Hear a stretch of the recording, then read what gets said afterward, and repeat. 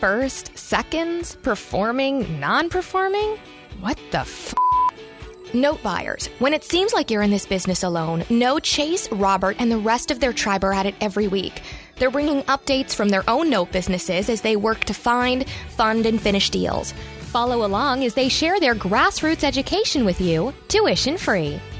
If you'd like to know more about what they do and to download the entire back catalog, check out notemba.com. Now, here are your hosts, Chase Thompson and Robert Woods. Okay, we'll take a quick 3 seconds and then I'll jump in. And don't make it showy. Don't make it showy. All right. I don't even know how to start this thing now that we have an intro. This is weird. That's the way to start it now. We just jump in. Wow. So I called you and you were working on Note Hustle? No, well, Note Hustle and Note MBA. And then I'm just like, let's do the dang thing. And you're all like, right. Let's do so it. What were you you doing for, what do you have for Note Hustle? What are you working on? Right now, just working on doing client work, put together a kind of a brand brief for everybody that comes on board so they can basically, this is something I actually was going to send you a little later today to get your opinion on it, but it's basically tell me your vision, tell me who you are, tell me what we've done in the past, give me your success criteria, for, the next 6 months, 12 months, whatever it is. What do we need to be doing together that you will consider to, this whole relationship to be successful? What are your stretch goals for 2015? It's just kind of this whole business brief. Articulate their vision.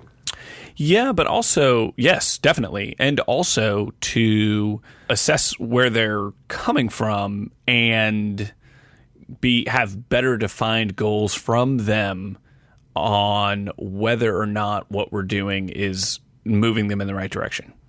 So it's great to have that vision, but if we're not quite there, are we at least moving in the right direction, right?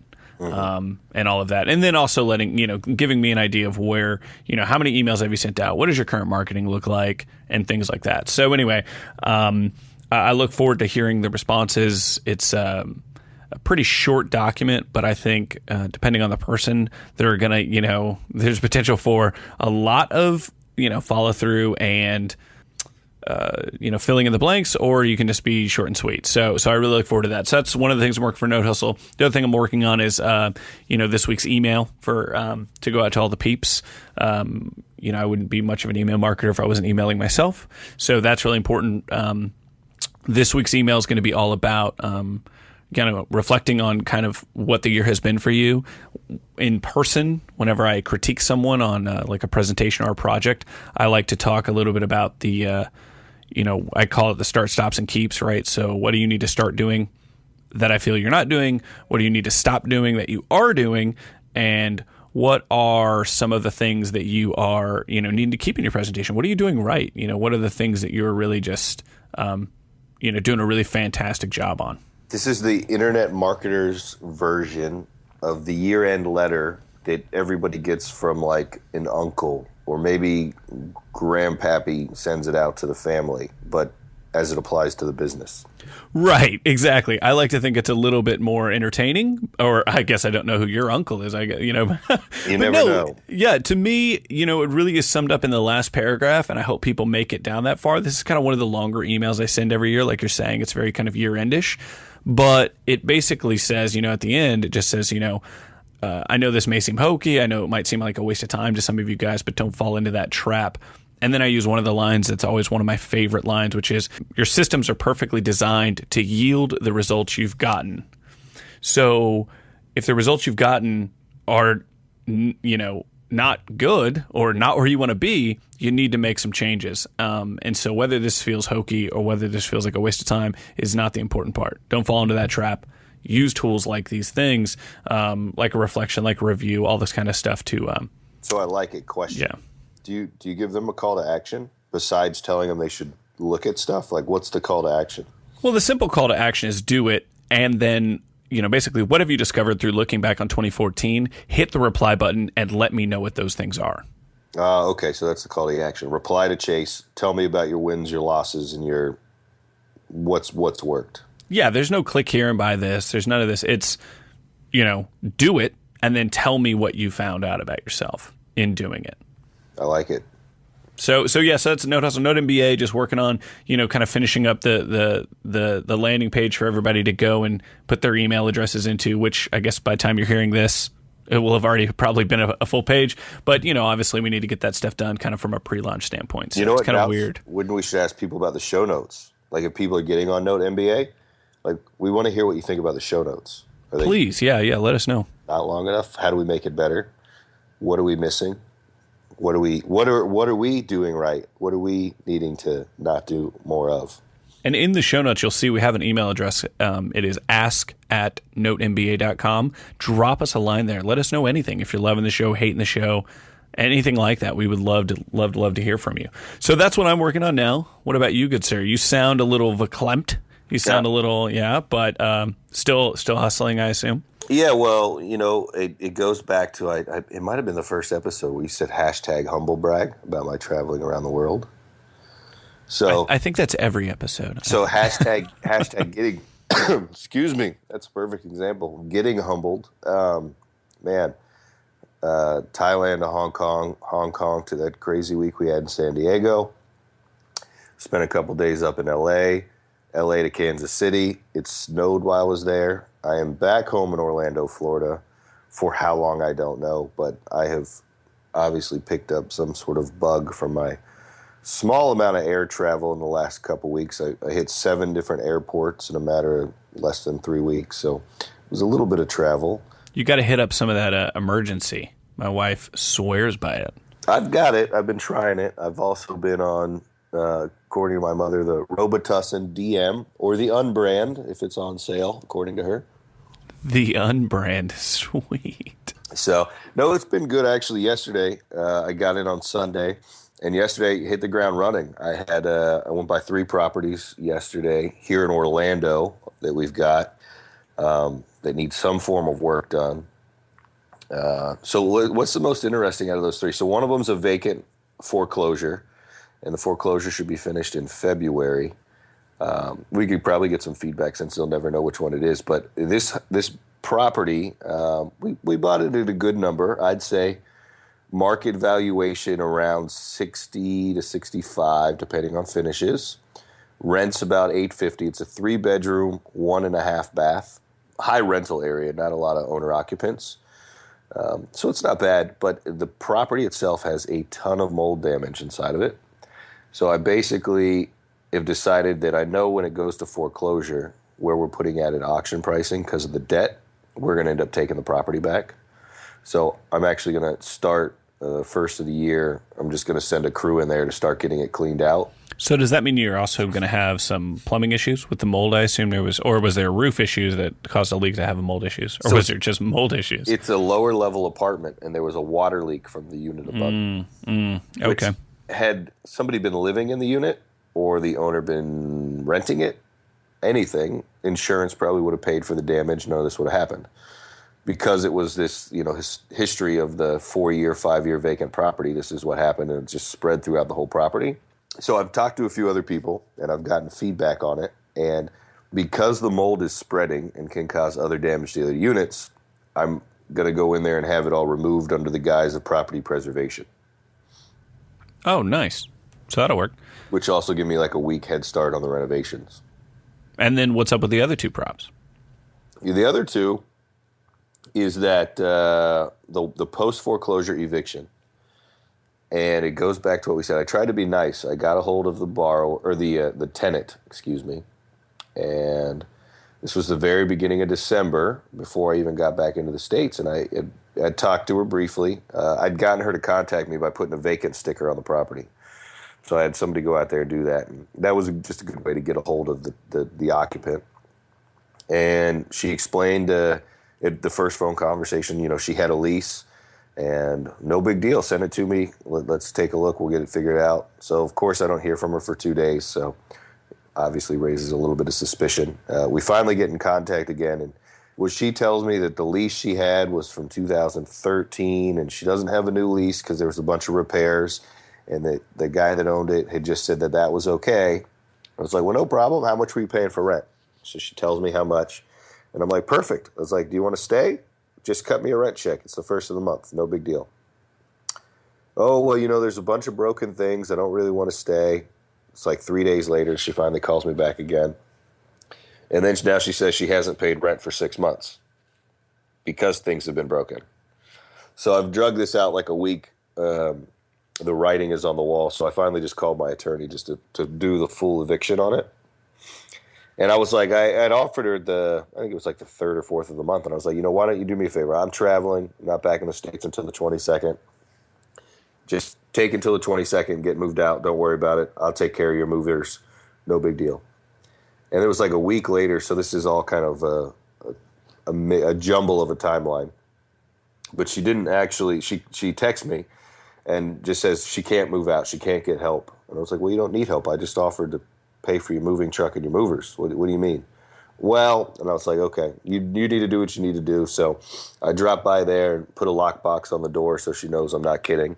And then the eviction papers, the first set of them got put up on her house, I think Friday last week.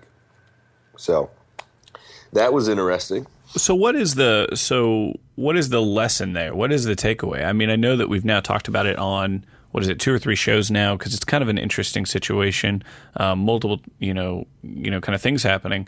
But, the ultimate takeaway is, did you give too much leniency? I mean, I know you're the guy that ultimately, if someone really is in a bad spot, I mean, you're the guy, I'm the guy. Most of the people that we know in this business are these types of people. But if someone's in a bad spot, I want to give them the benefit of the doubt. I want to, it's in my best interest, right? To try to help this person out. But if someone is going to be as useless as a sack of hammers, get out. Regardless if it's the owner, the tenant, whatever the case is, what do you think is the scenario? What's the ultimate takeaway from this one for you? I think 2 things. I always want to be the nice guy in this situation.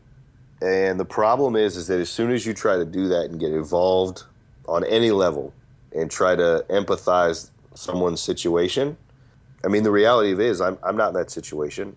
I'm not living for free in a place that I know I'm not supposed to be in, having not paid rent for 6 months. So I really can't empathize with that situation. And when I start doing it, what it does is it just delays the business aspect of it. And what I think my takeaway is that I need to have the empathy and try to work with her or anyone. But before that, I need to have my attorney just start everything. And the other part of that is because this is a co-invested property. I've got investor money on this.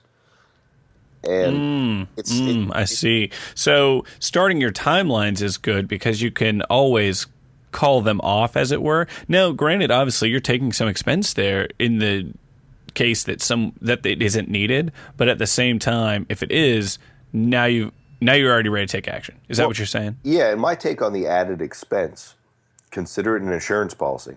Because if they don't get out and you've delayed it 2 weeks, I mean, I look at that property. And if you just look at what I pay for the HOA, the taxes, and the insurance, for her to live in there for free for the next 2 months while I evict her, versus what I'm going to pay my attorney, I might as well just pay the attorney and consider it a little bit extra. And the other thing is when you start thinking about the volume, I've got 8 foreclosures going on right now. If I let somebody stay in these properties, and in most states it's going to be a month to 3 months, depending on how long they fight it, at call it an average of $800 a month. It's almost a wash at the same time as being an insurance policy. Well, but you start thinking about it, at the end of the year, that's going to come out to be the equivalent of paying somebody for part-time work. I mean, that's truly a $30,000 salary to have an assistant. I mean, if you just want to throw $30,000 my way, I mean, I don't know if you're interested, but no, but that's the takeaway is just making sure that you are, in just because someone else isn't taking action doesn't mean you can't be. And the inaction is in and of itself action. By choosing not to do something, you are making a choice, and your choice in this scenario, might not have been the best. Yeah, I mean, I think the only good thing for me is it went on a week. It's not like I let it draw out 2 months. And I know some investors that have had that happen.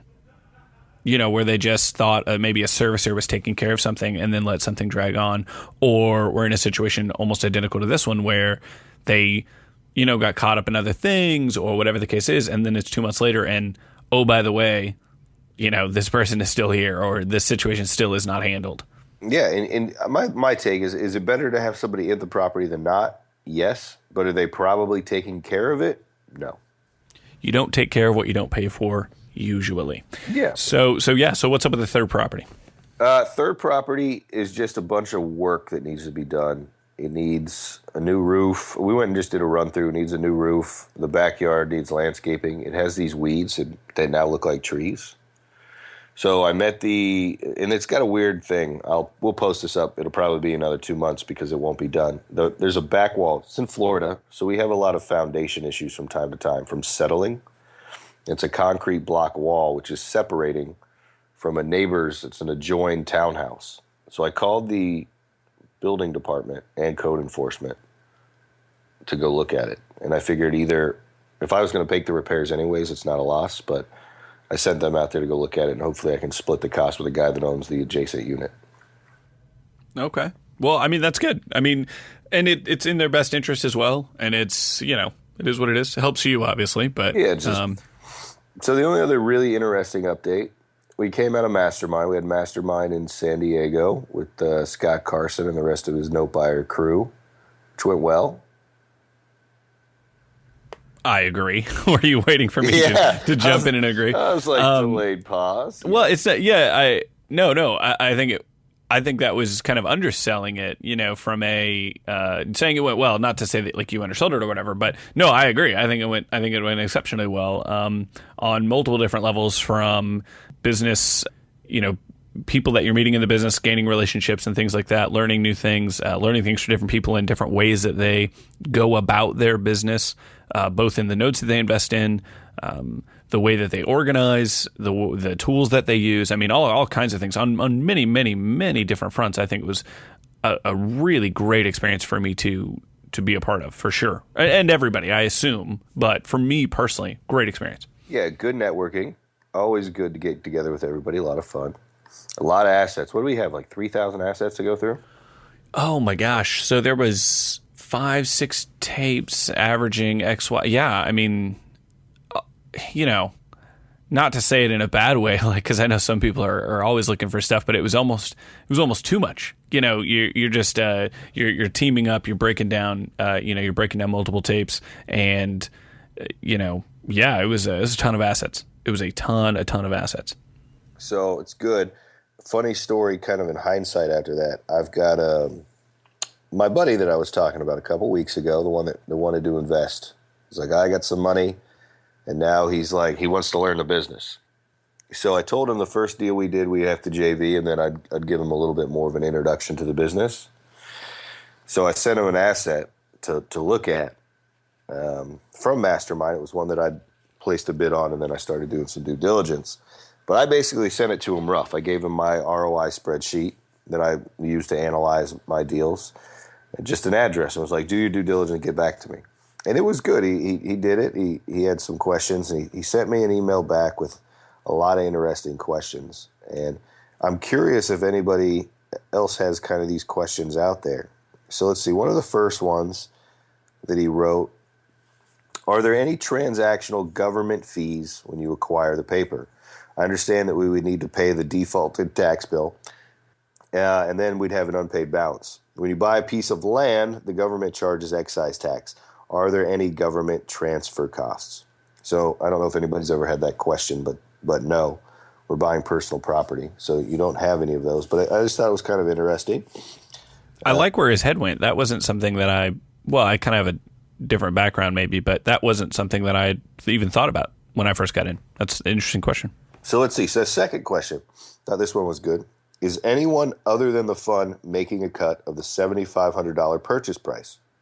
His response, I don't care if they are, and I understand people need to make money in the deal. I just like to know who's getting paid for the deal. So he's asking transparency questions. Yeah, well, it was great. So my response to him was like, on this deal, no. The offer price I put in was $7,500. I will tell you that I have done JV deals where the asset I put into the deal, I paid less for. But I make it very clear up front, and I'll show you my LSA, my loan sale agreement of what I purchased it for. And I'll also show you what I'm putting it into the JV deal for, so that you know I'm making money up front, which happens. I think it happens on a lot of deals. Yeah, I would say it happens. Not on most deals, but definitely a lot of deals. So what else does he have in here that was interesting? I think these are just some good things to go over, maybe. Data fees. So in my ROI spreadsheet, I've got a line item for data fees. He's asking if this is the cumulative cost of all of our need-to-know stuff, such as looking at pictures, a BPO, valuation visions, credit pool, which was interesting since we don't do that because we're only dealing in firsts and such. But for people, I guess anyone that's listening are kind of curious. For me, when I talk about data fees, you guys heard from Mark Gold last week. I use Noteworks, so that's just an overhead cost that I have. I pull a BPO while I'm doing my due diligence after I've had an accepted price from whomever I'm purchasing from. And I also use abstracts to get an O&E report and just pull title and double check it. And then there's some other fees if we want to send somebody out there to drop a letter off or stick something on the door. So those are my data fees. Chase, are you putting something like that in when you analyze for your deals? So I'm not in the way that you've done it, and I've seen the way that you've done it, and I think I'm going to make the transition. The way that I did it was more line item-ish. I like the way that you have done it insofar as it just makes it a cleaner look. It just streamlines the look. And I've had one of the guys that was looking at the JV deal kind of ask what he asked, which is, what is this? Kind of look like, and then, other people are like, whatever. I think it just, I think it just makes it look cleaner. I've just been line iteming everything, and it doesn't look as attractive. Yeah. So he's got a couple others, but he had one last question I think is pretty relevant for JVs. So he's like, lastly, when calculating the numbers, the JV is structured as such, if I'm correct. He goes in for $12,000 as a capped all-in investment, and we'll split the profits per the structure we put in the JV agreement. Next Gen Coastal, which is my company, assumes responsibility for any overage costs that may incur. And his question in here says, I don't see any cost estimates for rehab if the property ends up needing to take full ownership and we have to actually incur these costs. So my response to him when I got that was, at the point we're going to take a property that needs rehabbing, we're going to go in, get estimates, and then rerun our numbers based on those estimates and decide if the additional capital is worth the investment for what our long-term strategy is for that individual asset. And at that point, we'd either restructure the deal or I'd come out of pocket and it would just be structured that way to split profits. Is that kind of what you see, or how would you handle that? Do you have anything in your JV agreements or your setup for when additional large amounts of capital are needed for like a renovation? My JV agreements are set up very much the same way yours are. I haven't had a scenario where, substantial rehabbing has been necessary or anything like that. What you're saying is the obvious answer, I think, because when you come into that scenario, it's different. Every note is a different note. Every home is a different home. My next door neighbor's house is nothing like my house. So, you know what I mean, in the grand scheme of things. So I think that is off the top of my head, I can't really think of any way to, kind of pre-word that. I mean, I guess you could, put it into the contract in such a way that it's pre-worded. You know what I mean? But in the grand scheme, that is what it is. Each note's different. And if we get into a scenario where a substantial amount of rehab is necessary, or whatever the case is, we'll handle it then, right? I mean, because there's no way to know that sometimes in advance. I think we've already had the Mark Gold episode come through, and some of the properties they visit before they put a bid on, with his Shadow Road inventory thing. In that scenario, you kind of know, right? You know up front, but oftentimes you don't. And so I think the only way to handle it is to do exactly what you told him. Yeah, we'll reevaluate it after we take acquisition of the property. Yeah, it's interesting. But so what was interesting is, remember, we had talked about it. The analogy had been used about learning how to do the business. So I sent him this asset to look at. And he came back and he was pretty excited. He was like, this looks good. He had some questions. I answered them. And he's like, okay, so what do we do next? And I was like, actually, could you do me a favor? I was like, I need you to show me your due diligence. Like, kind of like when we were in school and somebody made you show their homework. And he was like, well, this is a little intimidating. Why are you wanting that? And I was like, I just want to see why you still think it's a good deal. So at that point, he knows it's not, right? Like when you when you're like, hey, I need to see your long division on why you think this is a good deal. That's when he's probably going to be like, crap. What's going on? And the light went off for him, and it was interesting when we talked. So what actually happened is it had about $18,000 in back taxes and I sent him the ROI spreadsheet with 3,600. And the 3,600 is what you would be able to see if you just got on the tax assessor's website and like, oh, okay, 36, that looks right. And if you didn't call the county and actually talk to somebody, and I also, so it's, this may get me in trouble, but it was Cook County. So anybody that deals with Illinois knows you probably need to call 2 or 3 times. Because the first which part's going to get you in trouble? This next explanation of why you need to call? Just Cook County. I mean, okay. It's, I'd love to say that there's some amazing people up there, but the ones answering the phones for the county are civil servant does not describe the serving part has been completely missed. Yeah, I mean, you basically have to get on the phone and manipulate them to give you information, which is ridiculous to me. But if he hadn't, I hadn't called when I was doing my due diligence, I wouldn't have been able to find out there were some certificates that had been sold. One of them passed redemption. I mean, it's just a mess of a deal. I wouldn't want to own that asset for any stretch of the imagination. But that was what I got. I mean, the first time he called, he's like, well, she won't tell me how much there is. And I was like, okay. I was like, do you want to send me a $12,000 check for an investment when somebody won't tell you how much is owed on it? Or do you need to dig down a little further and make a call and get the information out of somebody? Bum, bum, bum. Yeah, well, it was good. And he was really happy, so he finally did. And then he actually got a name of the company that had bought a couple of the tax certificates and then called them and found out what the balance was due and actually got some guy on the phone that was like, we'd settle. We'll settle for something a little less. And I was like, well, you got $15,000 worth of back taxes from that. That one guy owned like 14 and change on them. And the property was worth something around the 30s. So I'm sure he would have been happy to take a deal to get, 14% instead of the 18% they're getting up there. And that's, just as a quick aside before you go crazy. So that was a really interesting experiment you did on this particular potential JV, or definite, JV partner. How do you think does that fare well because of the relationship y'all have? Would you recommend others, go do that type of activity? I guess it depends on, he was someone that wanted to jump into the business and you were like, hey, let's go a little slower.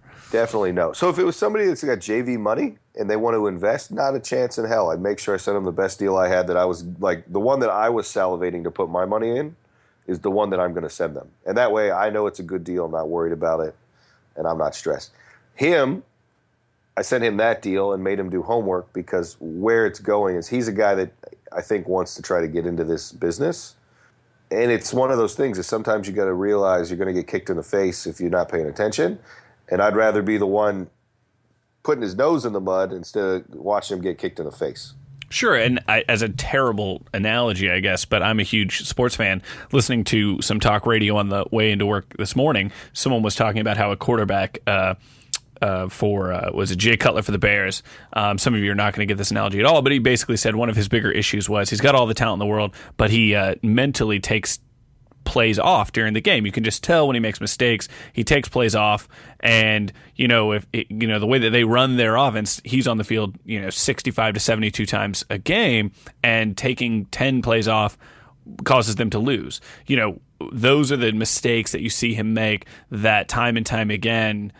Luckily, they get to go back and watch tape and hopefully fix those errors. We don't sometimes get that same opportunity, but that was one of those things where him taking off plays either caused him injury, people on his team injury, losing games, things like that. And it's very similar here. You only get so many looks, and if you take time off, or mentally kind of check out or not do all of your due diligence, going down your checklist and things like that, it's going to come back. It's going to come back to bite you, and depending on how hard is could really, really hamstring you, or take you out of the opportunity with a JV partner, or something much, much worse. So you definitely have to go through your checklist. Definitely do your due diligence. Do the work, and or it's going to be bad. It's not going to be good. Well, because he wants to get into the business, and I guess where I was coming from too with it is, like you said, somebody's going to be more than happy to sell that note. And if somebody was going to actually try to close that deal and didn't know, that's just the way the business works, which is why the transparency is so important. But if he's new to this, trying to do it on his own, he buys that asset, he's out $8,000 because it's not going to be worth anything with those taxes that are due on it. And it's that particular deal. Other deals might have that type of tax structure, and it still is attractive. rare, but maybe, depending on, I guess, what you're able to pick it up for other XYZ issues or whatever. But yeah, no, if you ended up getting that one as free dessert because you bought something, a sizable pool, it might not have been a terrible position to be in, or whatever the case is. But yeah, that's I really, really like the way that you played that. I think that was great learning experience for him, for you. Obviously, we can bring it to the people on the podcast and kind of give them an opportunity to kind of, whether they're doing their due diligence that way or not. Now you should be, obviously. But what else you got for the day, sir? That's kind of where I'm at right now. I'm back in Florida. I need to get settled. The holidays, as much as I love them, it's almost like not having cell phone reception for a week straight because everybody kind of goes radio silent. So I'm actually taking this next week to slow down a little bit and just kind of reassess the year, go over all my goals that I set at the beginning of last year. I did pretty good. I basically, business goals, I checked off the goals I really wanted. So I was really happy what 2014 provided for me. And I did a rough draft of my 2015 personal and business goals last week. And then I'll take a day this coming week and really just go over those, refine them, kind of get some action items underneath each one of them, and then get myself an accountability partner, which will be you for a few of them for sure. Sweet. And make sure we make 2015 as good of a year as it can be. Oh, I love it. I think that's fantastic. One last thing that I wanted to touch base on, and this is something that, I don't want to necessarily have like a marketing corner type bit in every episode, although I don't think that would be terrible. But one of the things that came to my attention, and I think is a really cool thing to touch base on before we close out, this would be kind of like the, 4 words that I think every single investor needs to throw into their repertoire if you're looking for private money. And those 4 words are just out of curiosity. And the way that works into a conversation, and the reason why I think it is a vital, vital thing that you need to be throwing into your personal communication that you're having with people that you're looking to get private money from is, if you're in the middle of having a conversation with them, a little role-playing action between Rob and I, it's basically, where do you have your money now? And they say what? The average person you talk to, where is it you have your investment accounts 401k. now? Stock 401k. Market. Just out of curiosity, in an ideal world, what would you rather your 401k return be if it's not where you want it now? Yeah, I like it. That simple pause. What I hear a lot of investors do when they're looking for that private money is they say, where are your investment accounts now? The person says 401k, and they just say, what other returns would you like to see? Or what? Like, it's very jarring, and I like that aggressiveness and the strength of the question. But it's too much. It's too much for someone to think about. You're lucky enough to find someone who's actually thinking about their future 30 years down the road, and now you're just going to, have them dive deeper in. It's very tough. Throwing in the words just out of curiosity, number one, prepares them that you're going to ask them a question and gives them, time to kind of get ready for that. And number two, it lets them know that you are invested in whatever that answer is going to be. So it's really, really important. If you don't care, don't have this in your repertoire for people you're talking to. But if you do, even you just kind of had like a quick little pause of going, like almost like you wanted to answer the question, right? You were like, well, let me think. What would I want that? And that is how you start meaningful relationships and really get them to understand that you care and want to help them do better than they're currently doing. Add those 4 words to your communications any way, shape that you can. And I guarantee you're going to see better results. So just as a quick little aside. So just out of curiosity, Chase. Yes. Have you started your goals for 2015? I have, sort of. Well, we got a week. Well, as an aside, I like goals. And the only reason why I'm going to write down goals is because of the relationship I have with you and wanting and needing an accountability partner for particular types of goals. I, however, in the general sense, I'm not as high on quote unquote goals as a lot of other people are. Mm-hmm. I prefer the incremental. It's funny when we're thinking of not investing in ROIs and things. I prefer incremental growth day by day, and the power that kind of compounding growth has. So every single day, I like to try, or I strive to improve myself 1% better than I was the day before in, physical, mental, spiritual, and emotional health, and whatever that means, for me, which is different for others. But I think that to me tends to have a better. It has a better effect on me than, say, putting out a stretch goal in 12 months that is very kind of murky. Even if it's a clear goal of, let's say, I want to make $1 million, let's eat the elephant one bite at a time. And that, to me, is the way that I manage that. So yes, I've started working on elephant next year. Right, exactly. Yeah, I want an elephant. I want 3 elephants next year. That'd be nice. But that would not suck. But no. I'm putting together some goals because I do think it matters, and I do need some accountability from someone like you and a few others. But in the general sense, I like to kind of break it down a little differently. I actually talk about that in my email that's going out that we prefaced way back at the beginning of the show. Well, good. I'll have something to read later today. There you go. Yeah. And of course, we were also recording the show just before Christmas 2014. So,